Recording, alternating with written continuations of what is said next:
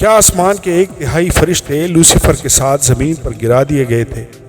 کیا بائبل بیان کرتی ہے کہ کل کتنے فرشتے ابلیس کے ساتھ بغاوت کرتے ہوئے بعد میں آسمان سے گرا دیے گئے؟ بائبل میں ایسی کوئی آیت نہیں ہے جس میں کہا گیا ہو کہ آسمان سے 1/3 فرشتے گرائے گئے تھے۔ جب شیطان نے خدا کے خلاف بغاوت کی تو فرشتوں کا 1/3 حصہ اس کے ساتھ جا ملا تھا۔ یہ خیال ان کئی ایک خاص آیات سے اخذ ہوتا ہے جنہیں جب ایک ساتھ جوڑا جاتا ہے وہ یہی تجویز پیش کرتی ہیں کہ ایسا ہی ہوا تھا۔ تخلیق کے چھٹے دن خدا نے ہر ایک چیز کو بہت اچھا قرار دیا۔ پیدائش 1:31 آیت ہم فرض کرتے ہیں کہ سب میں فرشتے بھی شامل ہیں۔ اس کے کچھ عرصے بعد شیطان نے خدا کے خلاف بغاوت کی اور اسے آسمان سے گرا دیا گیا۔ یسوع نے اس واقعے کی تصدیق کی، میں شیطان کو بجلی کی طرح آسمان سے گرا ہوا دیکھ رہا تھا۔ لوکا 10:18 آیت۔ اور یہ ایک ایسا واقعہ ہے جسے خداوند یسوع 72 شاگردوں 17 آیت کے بد ارواح کو نکالنے کے عمل کی وضاحت کے لیے استعمال کرتا ہے۔ یسایہ 14:12-14 آیات ایک اور حوالہ ہے جو شیطان کے آسمان سے گرائے جانے کو بیان کرتا معلوم ہوتا ہے۔ ان آیات کا سیاق و سباق بنیادی طور پر ایک انسانی بادشاہ کے بارے میں ہے اور یہ اس وقت سے تعلق رکھنے والے الہام ہے جب بابل کے خلاف خدا کی عدالت کا اعلان کیا جاتا ہے۔ تاہم یسایہ کی طرف سے استعمال کردہ شاعرانہ زبان اس قدر شاندار ہے کہ بہت سے عالمین نے یہ نتیجہ اخذ کیا ہے کہ اس حوالے سے اور بھی بہت کچھ مراد ہے۔ ساری زمین یسایہ 14:7 آیت، بادشاہ کا آسمان سے گرائے جانا 12 آیت، اپنے آپ کو ستاروں سے بھی اونچا آیت 13 کرنے کی اس کی خواہش اور علامتی نام لوسیفر یا صبح کے ستارے آیت 12 کے بارے میں حوالہ جات سب مبالغہ آمیز عظمت کے اظہار ہیں۔ اگر زیر غور شخص صرف بابل کا انسانی بادشاہ ہے تو سب باتیں علامتی اور انتہائی مبالغہ آمیز ہیں۔ تاہم اگر کوئی ثانوی روحانی کردار پیش نظر ہو تو یہ تفصیلات بالکل حقیقی ہو سکتی ہیں۔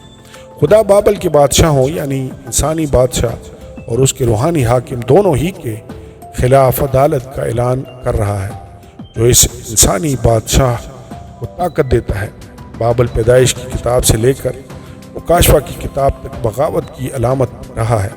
یسایہ 14:12 آیت، اے صبح کے روشن ستارے کیوں کر آسمان پر سے گر پڑا، اے قوموں کو پست کرنے والے تو کیوں کر زمین پر پٹکا گیا، واقعی دوہری تشریح کی حامل ہو سکتی ہے۔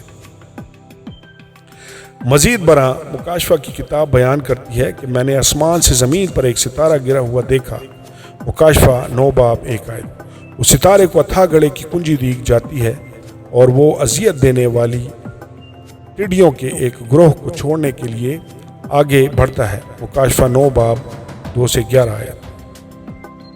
اگرچہ مکاشفہ 9:1 آیت شیطان کے بارے میں ایک واضح حوالہ نہیں ہے مگر یہ ہو سکتا تھا آسمان سے گرنے والے ستارے کے پاس ایک کنجی اختیار ہے۔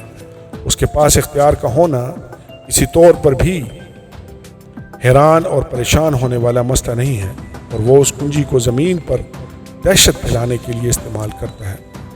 لہٰذا بائبل صریحاً اور واضح طور پر سکھاتی ہے کہ شیطان اپنے آسمانی مقام سے گرا دیا گیا ہے، لیکن ہم یہ کیسے جانتے ہیں کہ اس کے ساتھ 1/3 فرشتے بھی گرائے گئے تھے؟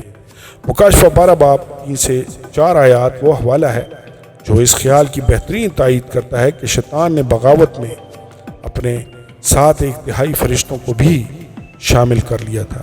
یوحنا آسمان پر ایک نشان دیکھتا ہے کہ ایک بڑا لال اژدہا ہے، اس کے 7 سر اور 10 سینگ تھے اور اس کے سروں پر 7 تاج اور اس کی دم نے آسمان کے 3 ستارے کھینچ کر زمین پر ڈال دیے۔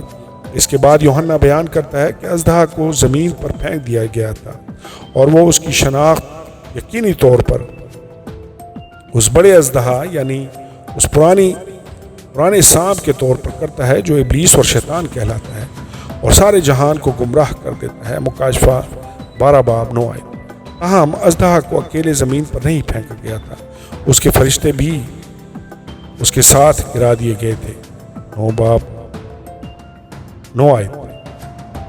وہ فرشتے جو آسمان سے شیطان کے ساتھ گرائے گئے انہیں ہم ان تہائی ستاروں کے ساتھ جوڑتے ہیں جنہیں اژدہا کی دم نے آسمان سے کھینچ کر زمین پر ڈال دیا تھا۔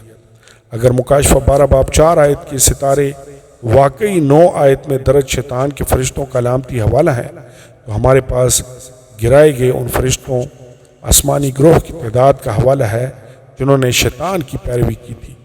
2 تہائی فرشتے خدا کے وفادار رہے اور وہ کلام مقدس میں پاک فرشتے کہلاتے ہیں۔ مرکز 8 باب 38 آیت۔ اصل فرشتوں میں سے 1 تہائی شیطان کے ساتھ شامل ہو گئے اور آج انہیں ناپاک روحیں یا بدرواہ کہا جاتا ہے۔ مرکز 9 باب 25 آیت۔ آمین اور آمین۔